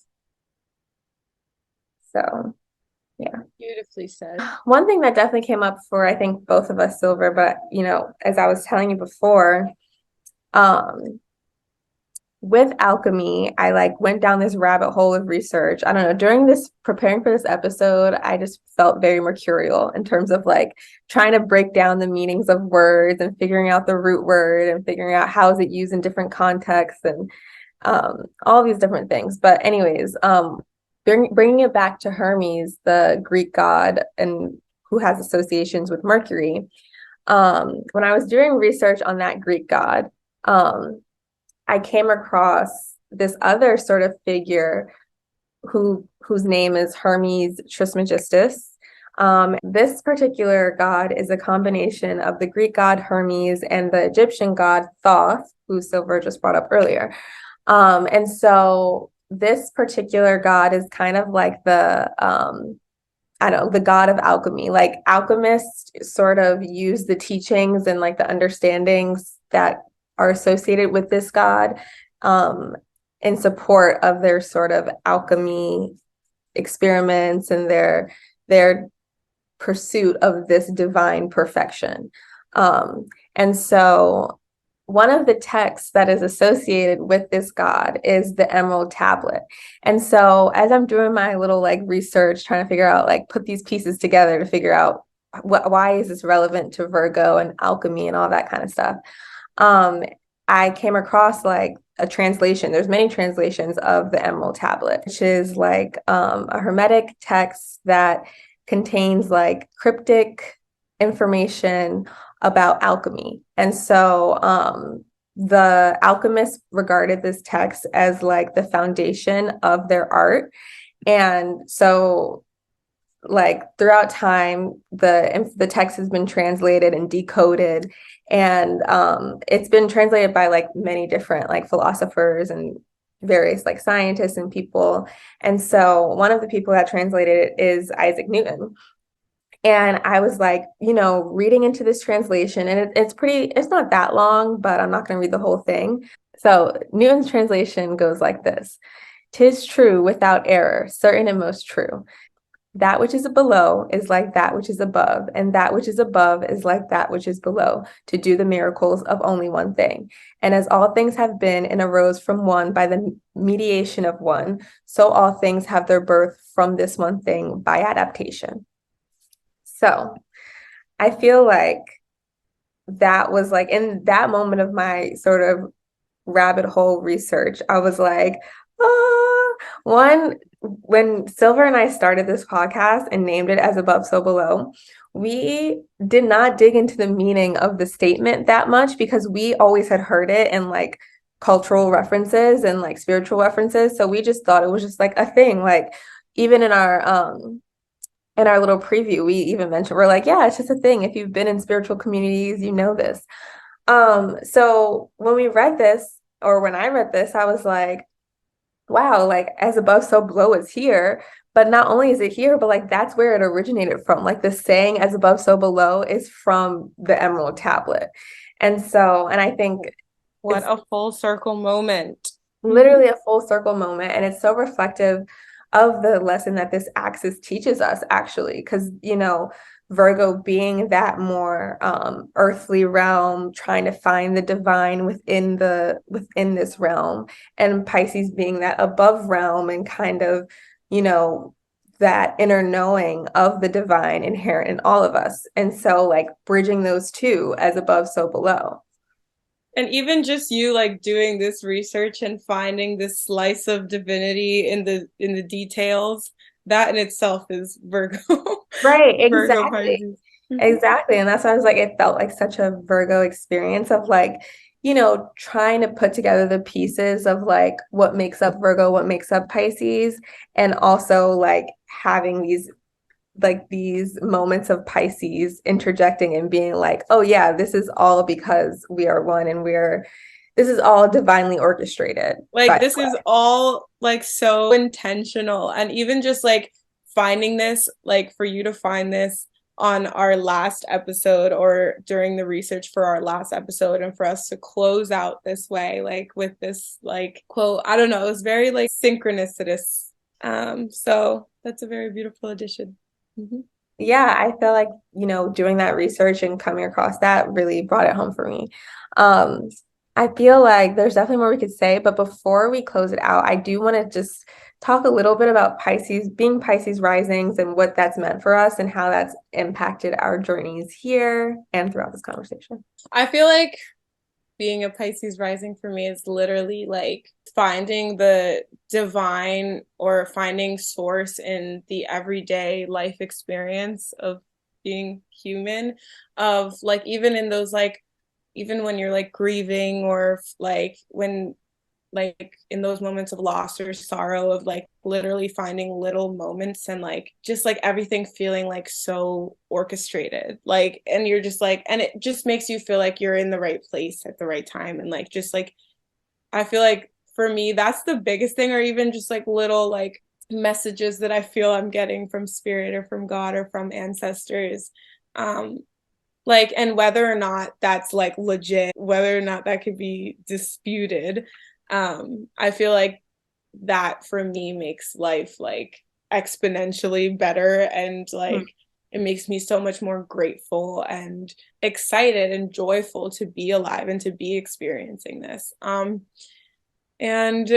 I don't know, it makes my relationship with spirituality very close to my heart. I think that it like really deepens my relationship with source or with God or with ancestors or anyone that I've like had the privilege of knowing on this physical realm that's like no longer here. And I don't know that that's the case, like that I'm just because I'm a Pisces rising, I experience this stuff, but I know that it definitely like aids in that communication. And I think it's a beautiful thing. And I think that like the sensitivity, like eventually someday I'm gonna get to a point where I'm like able to be like appreciative and grateful. Like once I like, I'm still learning the boundary stuff too. Okay. Like I'm on my life path. Um, but once I do get there, I know that like all of the beautiful gifts that Pisces has allotted me will like only further improve like my life and like the my experiences. So yeah. What does being a Pisces rising mean to you? Did you watch the movie Everything Everywhere All at Once? No, I didn't. I've watched more than half of it like 3 different times, but I've never finished it. Okay. One, I feel like that one, it's just such a beautiful movie. But yeah, that's kind of what it feels like sometimes. I think it feels like that internal knowing of being part of source, part of the divine, part of everyone, really. I think it feel like to me it's been like moving throughout the world with that knowledge and having like that knowledge of source of connection being kind of like a comfort or like a Yeah. just something that makes me feel like okay, it'll be okay, right? Like it's like I need I think being a Pisces rising means like craving connection to divine and others via each other, right? Like connecting to But I others. feel like our craving of connection to others is literally just our craving of connection to the divine, like to Literally, yeah, God. that's what I'm And saying. like the hopeless romantic nature is literally just like searching for that like godly love, that like, Yeah, exactly. Like it's like you know that we're all just pieces of God. So like fostering connection with others is a way of fostering connection with source, is a way of right. like they both work hand in hand and a connection to oneself. Um, and I think obviously for Pisces, it's like you got to learn that a little bit, but like I don't know. I think being a Pisces rising, having Jupiter in the first house, it's been a lot about realizing like, oh, like I am enough. Like there's so much within me to feed that craving. Like I don't have to, like you can connect with others to feed that craving of connection to source, but you don't need to connect with everyone to get connected to Yeah. source. You can also connect with yourself to get connected to source. Yeah. That's so real. And I feel like that is a big lesson for me, especially this 12th house year. Like just even connecting with self is connecting to source. Yeah, and I feel like that sort of process, that emotional experience of source, of oneness, is what kind of keeps my head above water. I think in the Pisces rising sort of ocean, I think it's like, in terms of like just how life can be so overwhelming, so many things can be thrown at you. But like, anytime that I like stop myself from like thinking and doing the Virgo thing of going down rabbit holes and just like remind myself, like, oh, like, I'm a piece of God. I'm a glimmer of God. Like I'm made perfect in God's image. Then it's kind of like, okay, it kind of lightens the load of like life. and the embodied experience. Yeah, definitely. I feel like also being a Pisces rising is having that faith of knowing that you're blessed, that like you're protected and you're abundant. And like, I don't know that that like comes automatically or if that's with time, but like eventually getting to that point of knowing like that you are like the same source that you were seeking, like, you know, like you're made of the same source. And that's such a beautiful thing. Exactly. And then it's like the capabilities you have because of that, like allowing your imagination to take you where it needs to take you, being able to Exactly. time travel and being able to like, just like without the limitations of a body. Like obviously the embodied experience is important. And as a Taurus, I'm never going to deny that. But without when you aren't limited by the body, when you allow yourself to transcend the physical, Yeah. what can you experience? And it's like, I don't know, I just feel like it's just so life sustaining to know that like I can experience all these other lives. Like I can Yeah. experience, the I can go back in time and be in a dream with another person that like maybe isn't any longer on the physical realm. I can go into the future Yeah. and look into like, my grandchildren or whatever, and like just not being restricted by like, what is possible in quote unquote reality. Like obviously Yeah. reality is important, but like if you are more than human, if you are a piece of the divine, you have divine capabilities. Yeah. Oh, and I think that's a beautiful note to end on. Hope you all enjoyed this like Virgo Pisces episode. Um, I really enjoyed speaking on this axis. I think these are beautiful, beautiful signs. And I honestly like by the end of this whole thing, the lesson here is that low key, I love all of them, even some of them that might stink a little bit. The lesson here is as above, so below. The lesson here is as above, so below. As As below, below, so so above. above. There's so much beauty in all the signs. And I feel like that's kind of what Pisces teaches too. Like after you've gone through all the signs, Pisces is like, we're all beautiful, we're all the same. Like, Mhm. we're all from the same thing. And so it's been such a fun exercise of going through each of these signs. It's definitely helped me to like learn more and think more critically about, the Yeah. way these signs show up. I feel like my ability to like when people will tell me they're a certain sign or they'll tell me their different placements, my craft, Virgo word, has gone up in terms of like being able to really think about like how the nuances of a placement might show up versus Hmm. like I feel like just getting more precise with like, oh, like this is actually a, a Cancer experience or a Virgo, Yeah. whatever. So I've definitely seen my growth in that area. And I think our like our also our dissecting of these like planets and the building blocks has definitely helped me view them in different like um placements that I might not have or whatever. Yeah, But this has also been a very beautiful journey to share with you, Tone.